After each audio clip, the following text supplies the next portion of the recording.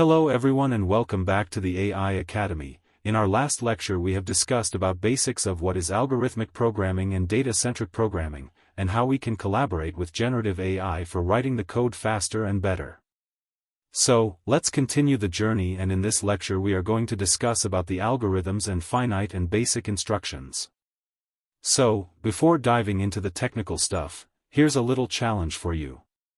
Have you ever wondered what the words algorithm and algebra have in common?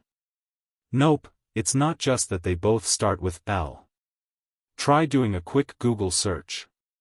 You'll find that both these words actually trace back to a brilliant 9th century Persian scholar named Al-Khwarizmi. In fact, the word algorithm comes from the Latinized version of his name. So why are we starting with this? Because it sets the tone that learning isn't just about memorizing definitions, it's about exploring where ideas come from and how they evolve. That's exactly the kind of mindset we'll use as we will explore how to understand and break down the algorithms in smaller tasks. So, what does algorithm really means? At its core, an algorithm is just a finite sequence of basic instructions. Sounds simple, but let's explore that a bit so it actually means something. Let's break it down. Finite means the process has an end. You don't keep going forever, you'll eventually stop. Think of it like following a recipe. If it says, bake for 20 minutes, it ends there, not bake until the end of time. Basic instructions are steps that are simple enough to just do, without needing to break them down further. For example, add two numbers is basic. But to solve this mystery math problem using advanced calculus, that's probably not a basic step. So, if you can list out simple steps, and they eventually come to a stop, in that case you've got yourself a working algorithm. So, is this really an algorithm? Let's say we're looking at a little 4-step process that someone claims is an algorithm.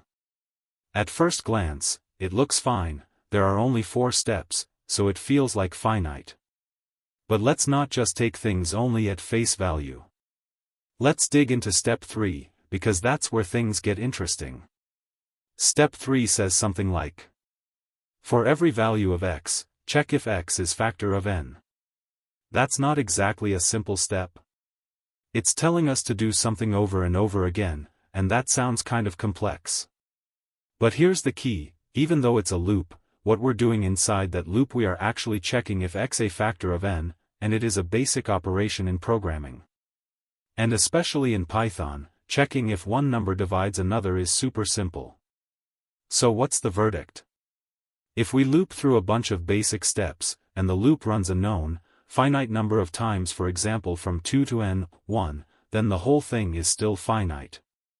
And if each step inside the loop is basic, then put together, yes, this whole process does qualify as an algorithm. Here's another one for us to analyze. This time, the steps go something like: first, start from n plus 1. And second, also keep checking if each number is a prime number. Now here's the twist, unlike the previous example, this one doesn't tell us when to stop. We're just checking every number greater than n, all the way to infinity. That sounds like it could go on forever. So is that a problem? It might seem like it. After all, algorithms are supposed to be finite. But hold on, let's think this through. Checking if a number is prime? Sure, that's a complex task, but we just saw how it can be broken down into basic steps, like checking factors, which are basic in Python. So even though checking for a prime sounds fancy, we know how to handle it. But what about the infinite loop part? Well, here's the good news, you will eventually find a prime. Because there are infinitely many prime numbers. No matter where you start, if you keep going, you're guaranteed to hit a prime at some point. And once you find it, the algorithm tells you to print it and stop. So even if it feels like you're checking forever, in reality, this process does end. And every step is either basic or can be broken down into basic parts. So, it is an algorithm. By now, you should be feeling a little more confident about what makes an algorithm an actual algorithm. You've learned to spot valid algorithms by checking for two things. Are the steps finite? Are they basic or reducible to basic? You've started to appreciate that algorithms need to be thoughtfully designed, not just scribbled down in a rush. And most importantly, you've had your first real taste of algorithm decomposition. Taking a big idea and breaking it into smaller, bite-sized steps that a computer can handle. With this we come to the end of this lecture. Please like, share and subscribe to support us and keep updated with the upcoming lecture.